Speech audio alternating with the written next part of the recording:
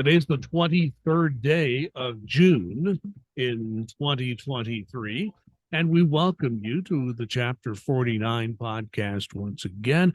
My name is Larry Lannan. I'm a retiree and a volunteer with Chapter 49, which represents most IRS employees in the state of Indiana for the National Treasury Employees Union. And we welcome back once again our chapter president, Duncan Giles. Good to have you back, Duncan. Thanks, Larry. It's always good to be here. And I want to just say one thing. We, as you may know, we do both a video and audio version of this podcast.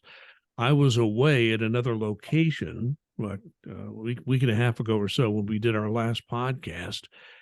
And let's just say the lighting was a challenge. I think I looked like somebody out of a 1950s horror film, but could not get the lighting right. So but the audio was fine as far as I could tell, but the lighting wasn't good. So the only solace I have is very few people saw that. If they maybe tried to get on and saw it, I think I'm going to go to the audio version this week. But we, as you said, as I mentioned, we do have both a YouTube video version, an audio version. It's been around for about 3 years or so now that we've had this podcast going. And I do want to just mention that if you want to get an email every week with links to both the audio and video versions of this podcast, all you have to do is send an email to nteu49@aol.com.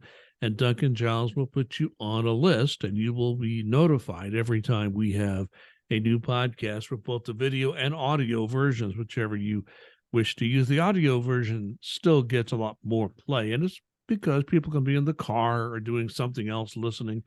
And if you have to watch it, you have to sit and watch it, and that's a little bit different concept, if you will. Although, you know, Duncan, people who have that YouTube hooked up to their regular TV, they can watch us on those big screen TVs. That's a scary thought. It is. And, you know, for last week, I just thought about this. All you needed to have said is, I'm Batman. And it would have been perfect. It was definitely a dark room. It was Batman is a dark character. As people didn't know where you were at, you either had to have it very dark or it was going to be super light. So you really didn't have much of a choice. Yeah, I gave you a demonstration, and then you realize why I had done what I did. But no, it's okay. Yep. We got through it. We just we were able, between our schedules, my travels and yours, we were able to get our podcast going. And I have to say something, Duncan. I mentioned your Dodgers the last time. I'm a long-suffering Reds fan. The Reds are now in first place, I think by a half game. But for the Reds to be in first place is like something that is very foreign to most of us. So we are at least rejoicing temporarily that we, at least for now, are an 11-game winning streak, which is something the Reds haven't seen for, I think, since 1957. So it was interesting. Yeah, I think the last time you guys lost was the game that my awesome partner Kim and I were at in Cincinnati, where the Dodgers beat them. But yeah, Cincinnati's playing very well. They've got some really good young talent. Yeah, and you know, they were ready to run the owner out of town a year ago, and now that they finally got some young players that are coming through the system, the fans are showing up again. The TV ratings are up, so you know, things are looking good for my team. I've been a fan of since I was in grade school. So anyway, let's move on. It's not a sports podcast. We just like to mention these things in passing. Let's get down to business. And one thing that we sent out, and by the way, we also have a Facebook page. If you would like to follow or like our Facebook page, just go to Facebook, look up NTEU Chapter 49 Indiana, that exact phrase, and you can like or follow our Facebook page. We try to update that when there's major news, and we've had that this week. There was a meeting and a vote by a House of Representatives committee. And it's something that at least again, all these revenue bills have to originate in the House. And this is the first vote in a committee before it moves forward. Of course, it has to go to the Senate and, of course, subject to presidential approval, so forth. But we've had some indication as to what at least the majority wants in the House, and it's not very encouraging. So first of all, what was this vote and meeting of this House committee, and what could it mean for us? Yeah, this is one of those, like you said, the process of making bills and passing laws. The sausage making can be interesting or horrifying, and in this case, it's not good. They're talking about stripping, as we know, they were going to strip away about $10 billion of the Inflation Reduction Act money that we were getting. That was expected, but they've also wanted to strip away another $1 billion from our funding for this year. This coming year, it would be $1 billion less than it was last year, and that's almost $2 billion less than the president requested. And that would just, we're just now starting to get decent numbers on the phones for people, people to be able, taxpayers, the people who voted for these folks, to be able to get through, get their question answered, find out what they can do if they owe, all the run the gambit. And now, if we get this cut, our hiring is going to be, it's going to be much more difficult.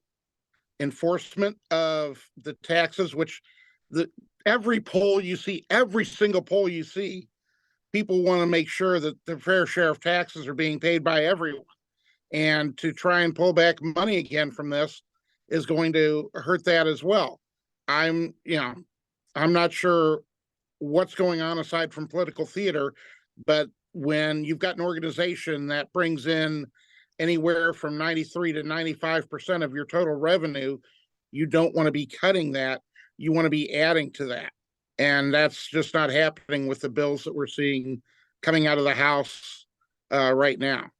And it should be said, there are certain politicians, not all by any means, but certain people in government who run for elective office who like to use the IRS as a punching bag and as a way to raise money, because people obviously don't like the IRS if we have to come after them. And again, that's part of trying to administer the tax law so people who are honest are taken care of, because people who maybe are not, the IRS is in fact doing enforcement in that area. But it's interesting, some of these people are the first to complain if they're trying to get through for help from the IRS and cannot get it. Yeah, and that's the thing. It's like once they start hearing from their constituents, then it's like, oh, well, there may be a problem with this. But they've got other, I'm not sure if it's donors that don't want them to succeed or what the deal is. It's just not a pleasant prospect. And the whole thing is, everybody at the IRS knows, and I would assume the vast majority of folks watching or listening to this podcast know, this isn't about 87,000 agents knocking on your door with guns and things of that nature. It's to be able to do the job that we've been set up to do. That's all it is in a nutshell. There are going to be certain audits that need to be done. There are going to be certain collections that need to be done for people that do owe. And there are going to need to be phone calls that need to be answered, returns that need to be processed. Taxpayer advocate needs to help folks who've fallen through in the system, et cetera, et cetera. And we need to have the funding and the folks to be able to do all that. And when you're pushing back so hard on this, we're not going to have that opportunity. This may get through the House of Representatives. That's the committee vote. It still has to go to the full House through the Rules Committee and all those sorts of things. But if this or something close to it does pass the House, this has to go to the Senate, and it has to get the signature of the president.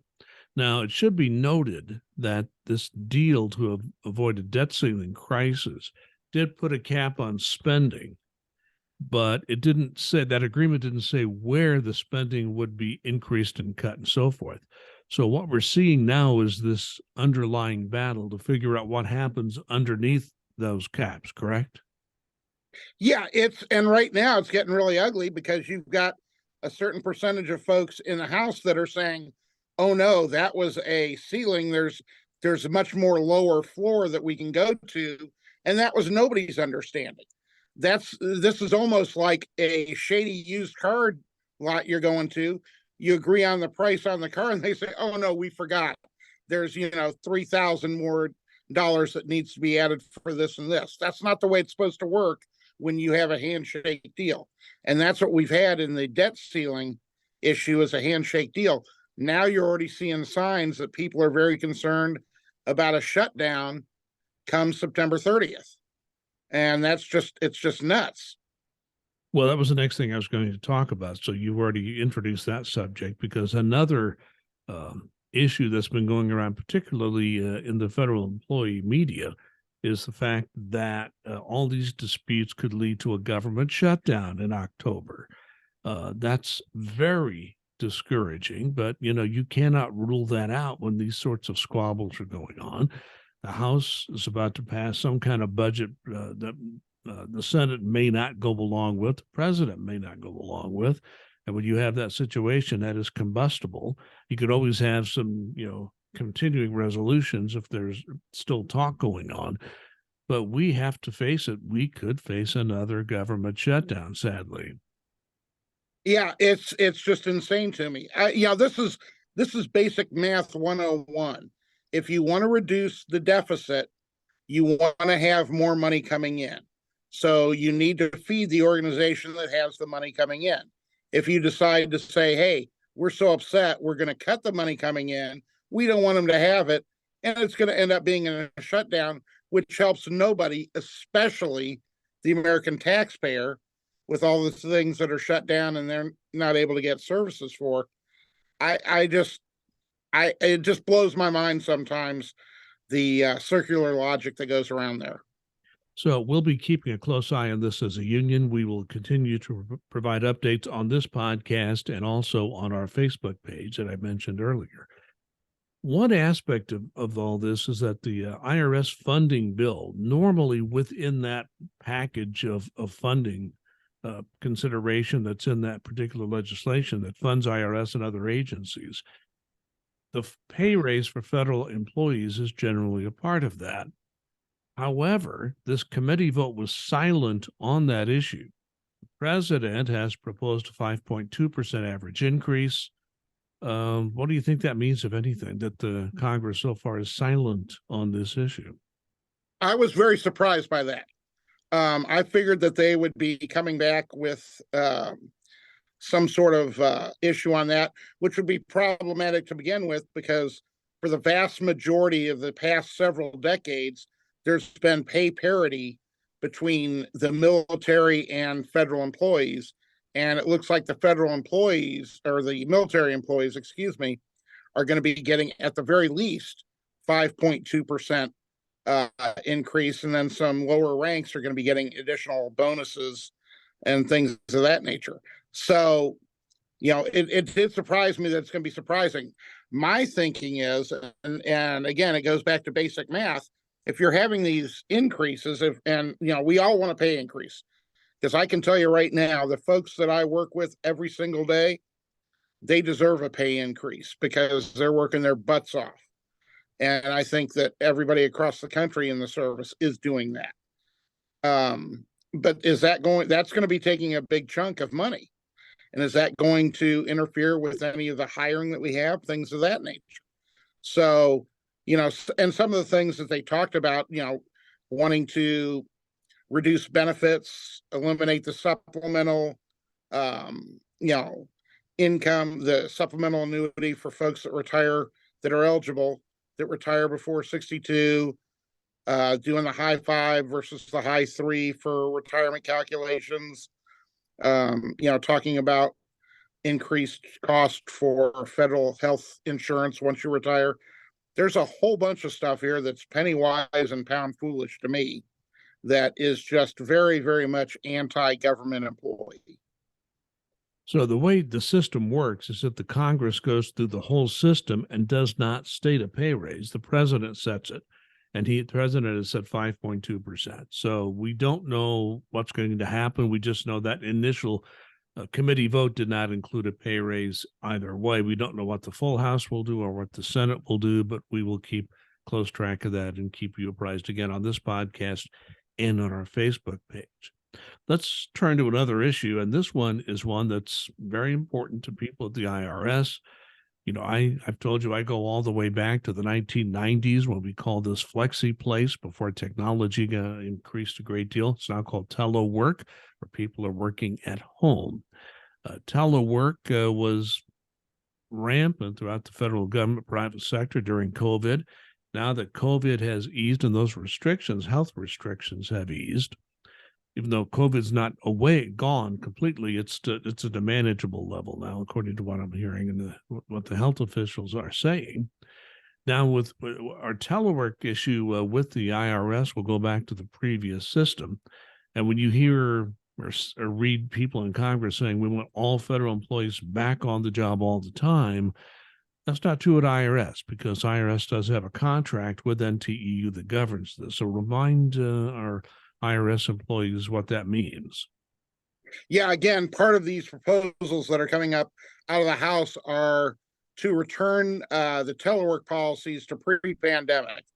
And there are many in the House that would like to eliminate telework totally because of the fact they don't like it.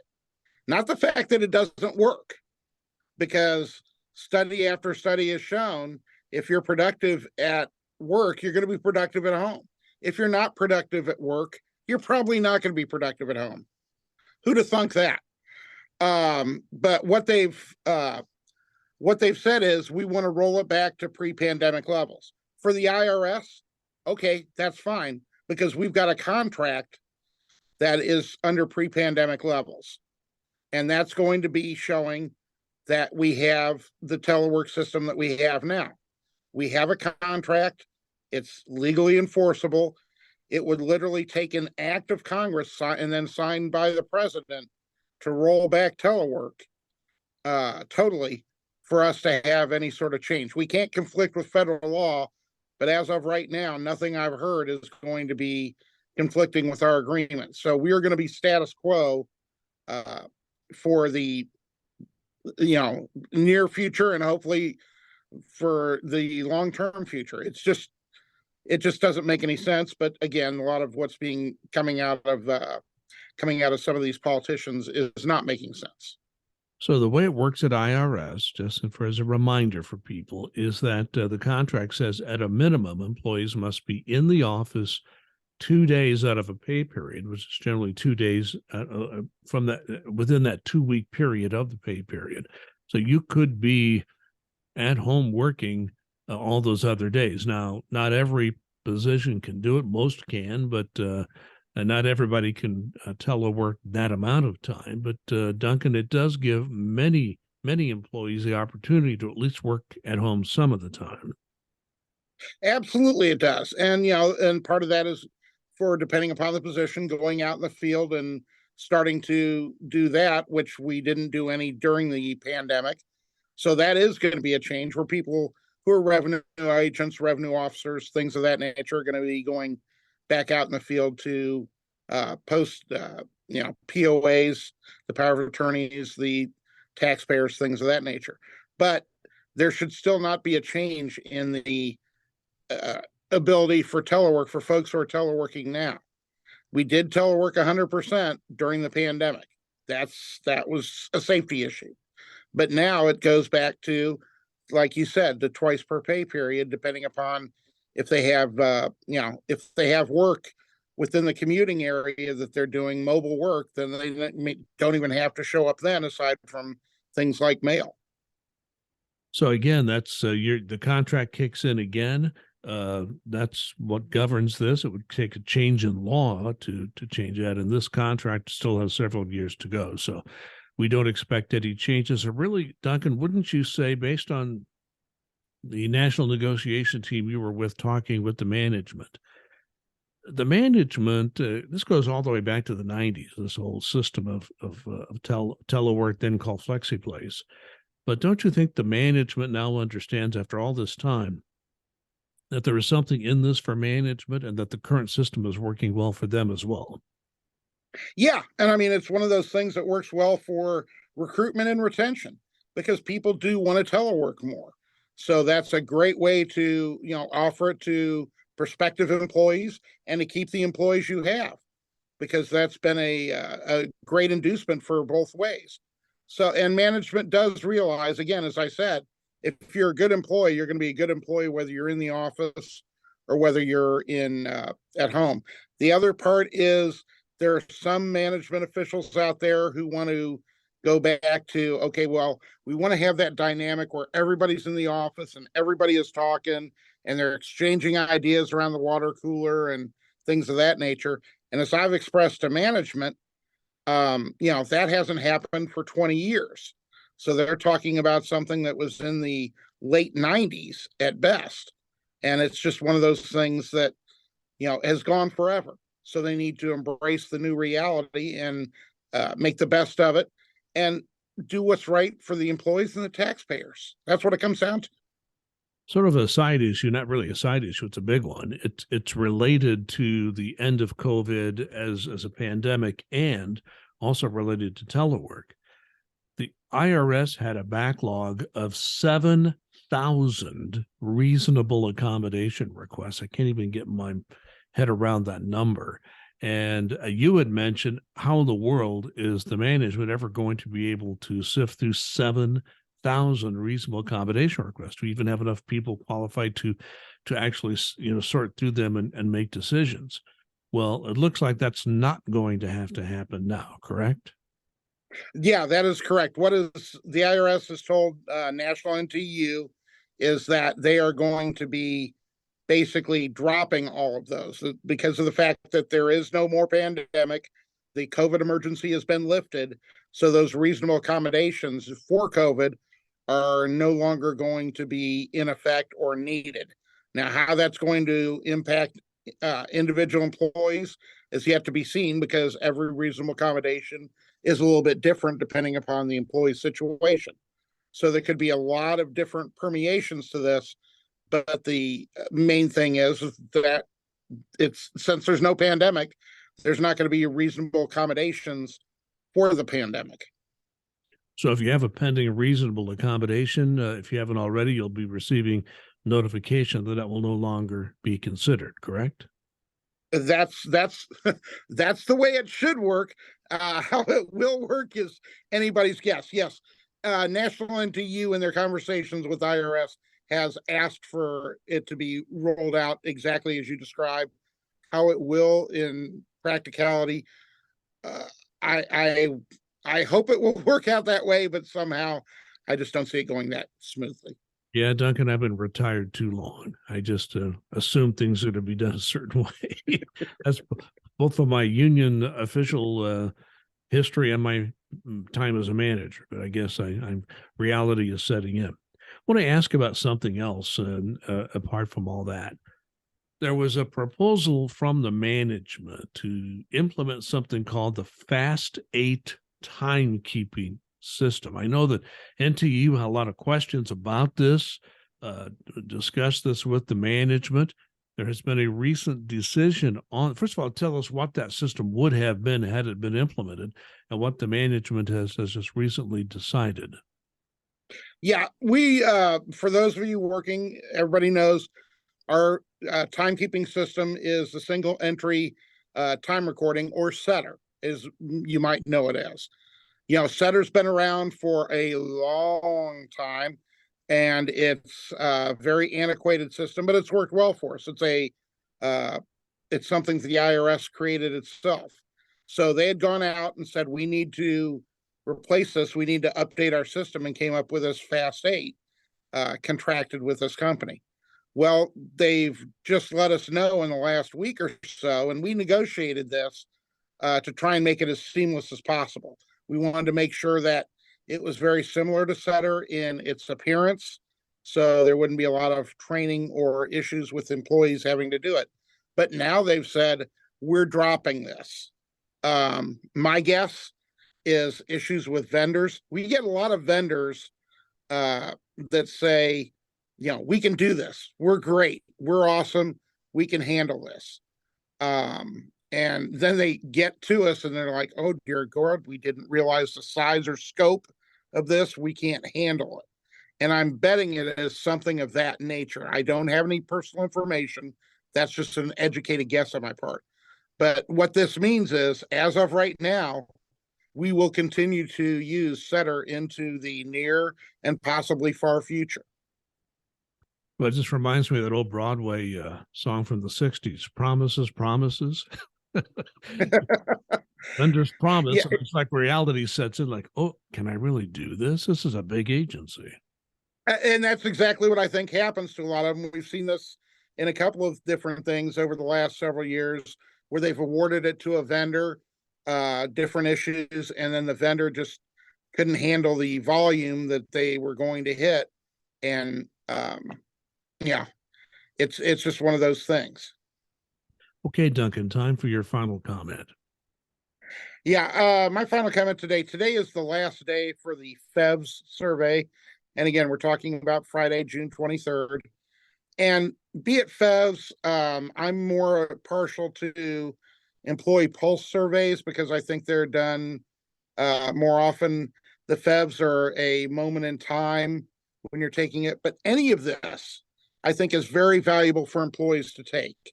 And the reason being is you know, you've got to let management know what works for you and what doesn't work for you.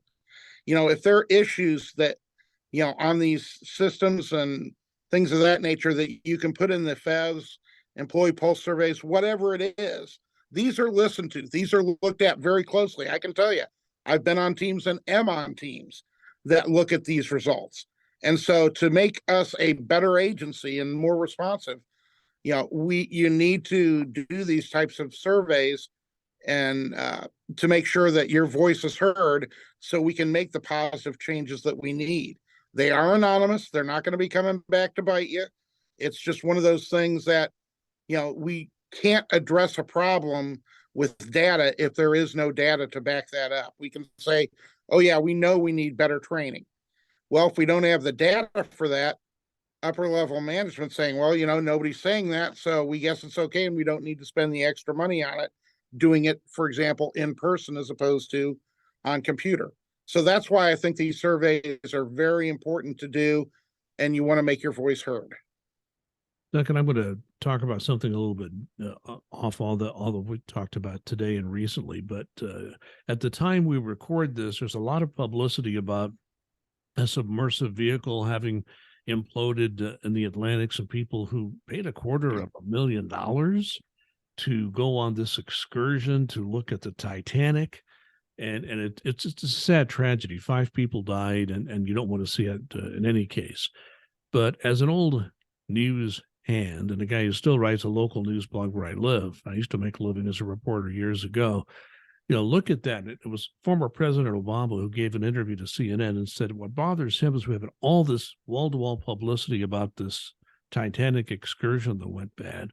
And yet, at the same time, there's a group of Pakistani people who are trying to get out of the country for political and economic reasons. A smuggler was trying to take them to Greece. It capsized. Hundreds of people died. And I think sometimes people in the news business, have to look in the mirror and say, are we really spending the amount of time we should on some of these stories? Should we, as a media, as a new set of news organizations, I'm not an international reporter, but there's been a cutback among most news organizations in the U.S. on their international reporting.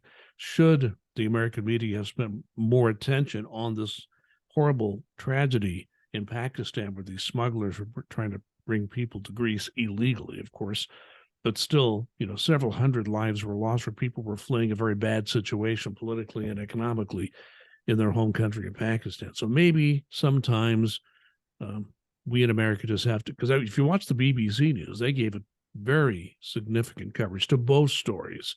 In America, you heard all about the excursion to the Titanic and very little, maybe some, but very little about this terrible tragedy near the coast of Greece. So just a little editorial comment on my part, if you can stand that, a little off the subject, but I guess, hey, I host this podcast, so I guess I can do that, can't I?